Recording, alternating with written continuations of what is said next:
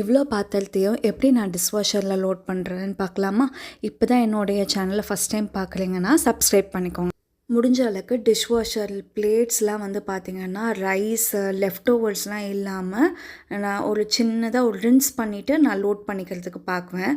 இல்லை அப்படின்னா அந்த டிஷ்வாஷரில் இருக்க ஃபில்டரை நம்ம வந்து தினமும் எடுத்து க்ளீன் பண்ணுற மாதிரி இருக்கும்.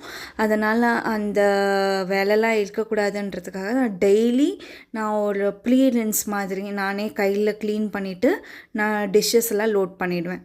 பார்க்குறீங்க பாருங்கள், இந்த எண்ணெய் பாத்திரம் பால் பாத்திரம்லாம் கூட நான் அப்படியே வைக்கிறேன்.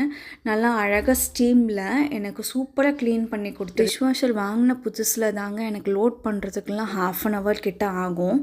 இப்போல்லாம் எனக்கு 5-10 minutes தான், நான் சீக்கிரமாக லோட் பண்ணி முடிச்சிடுவேன். வாங்குறீங்க அப்படின்னா அதில் கட்லரி ப்ரொவிஷனோட சேர்த்து வாங்கிக்கோங்க.